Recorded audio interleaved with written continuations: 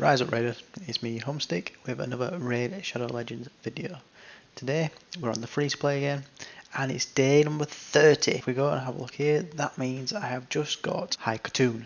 Khatun is a fantastic barbarian champion. She will definitely help my account progress in multiple areas of the game. So far I've got her in speed set. I do need a bit more speed on her. It's not quite where I want it to be. A1 one enemy and places a decreased speed debuff. This means you can slow down an enemy champion, try and ensure that your team gets their turns first. Following that, on her A2, this increases the turn meter of all your team by 15%, then increases the speed of all your team by 30% also. After that, it's her A3, which is attack all enemies and has a 50% chance of decreasing the turn meter by 15%. And then to top off all that, she also has a speed aura for all battles where she can increase the speed of your team by 19%. All in all, she's a fantastic champion for manipulating the speed and the turn meter of your team and the enemies. Looking at my shard count, you can see that I've got nearly 300 mystery shards. I'm just putting them 10 a day just for the quest. Then I've got 26 ancient shards, 2 void shards, and then 1 sacred shard. The void shards I've got through the daily login and the sacred shard via the monthly quest. If we look at quests, my daily one's completed for today, which this ended all of the weekly quests and completed all my monthly, so they've all reset nicely and I can start trying to complete this again. So I picked up today the void shard and the sacred shard, and yesterday through the daily login I got another void shard. This put me up to 2 voids and 1 sacred. Before going any further, give me a thumbs up on the video, subscribe to the channel. This way I can see that the content is reaching people and it helps me to improve the content I am putting out there.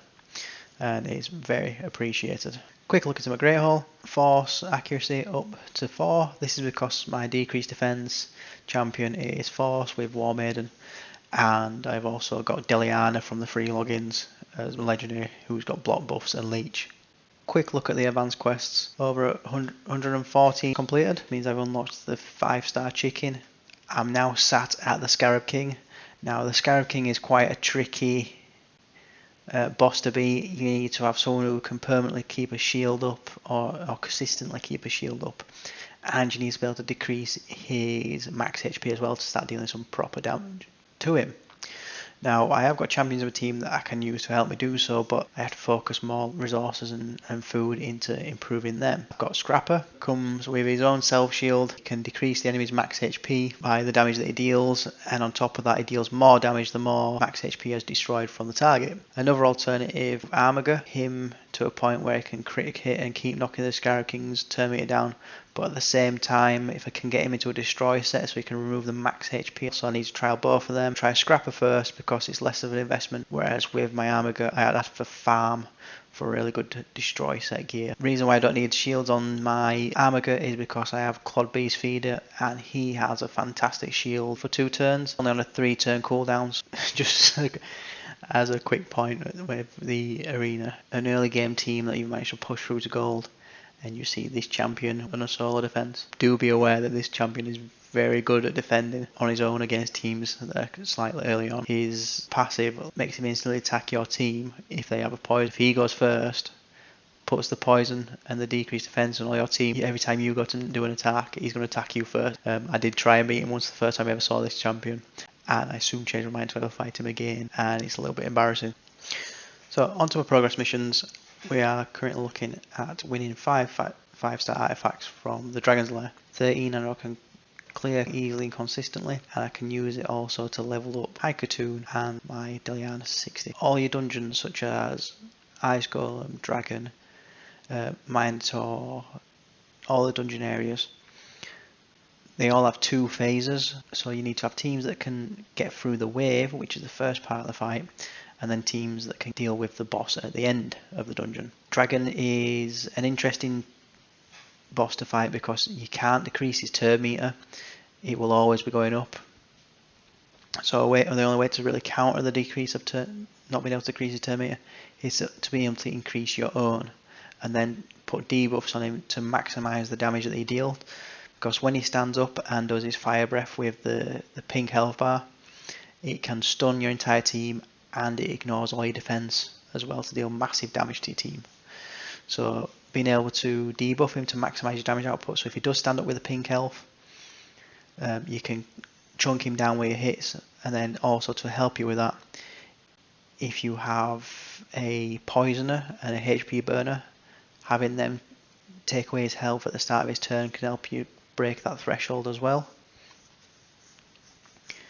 And then after that, you just want to be able to survive his debuffs that he puts out, because he does put out quite a lot of debuffs. So having a block debuffer on your team or a cleanser on your team does help as well. I've got my War Maiden that gives me a poison on her basic, which can help a little bit. But for me, where I'm at the minute, I know that my team's strong and can deal good damage to the boss through their own abilities. So I've got 2 turn meter boosters and speed boosters in my Beast Feeder and my High Khatun. And then I've got drop defense and a weaken to increase my damage output via War Maiden and Athel. And then I've also got a decreased resistance from my Deliana and an increased accuracy from my Clod Beast Feeder, so that they make sure my debuffs land a lot more often. And followed up with a leech and a block buffs, but you don't really need block buffs with the dragon because he don't really buff himself. I've not got a cleanser in this team because I don't really need a cleanser at the moment, because just through the sheer speed that they're running and their damage output, I suffer 1 fire breath at the start of the fight, which I know I can tank and carry on with, and then after that it's just a case of my team just pummels it down. As you can see, I've got decreased resistance up, I've got weaken up, drop defense up, and block buffs up. So that's all my damage output skills that we're on. Deliana's just got to put leech, so I know my team's going to start healing as well off of that. And once again, decreased defenses back out, decreased resistance, weakens reset. And then my team just gradually just like chunking away. I also have a decreased crit rate with the basic of Clod Beast Feeder, which does help out a lot to stop it from getting a critical hit with his dragon's big attacks.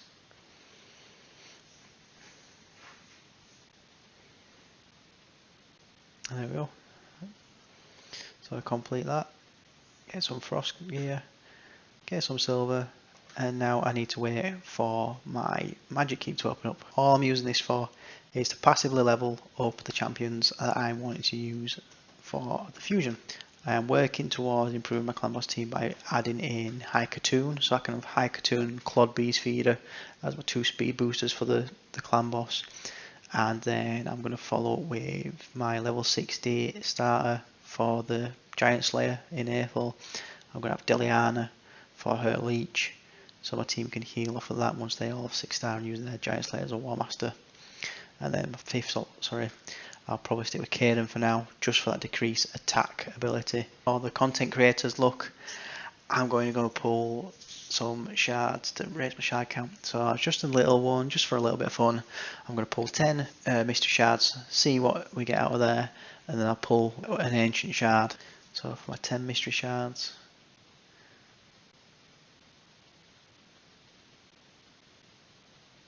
nothing. But I need food. As you could see, my champion count was quite low. That's not too bad. I'm quite happy with that. I did need a dwarf, actually quite a good supporting champion. Attacks one enemy, putting a poison debuff on the target. So as I was mentioning earlier, this is going to come in handy for the dragon, being able to put poison out on a dragon. And my clan boss damage could improve as well with a champion like this. Next, he's got decreased attack and decreased speed, pumping with HP.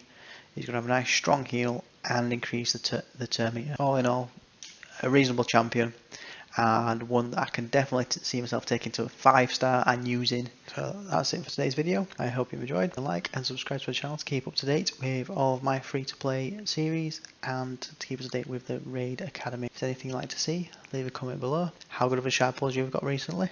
I'm always happy to hear how good people's look are. As you can see, mine wasn't very good. I got an adequate champion, but it'd be nice to get a epic or a legendary, as we all want an epic or a legendary. So I'll see you in the next one.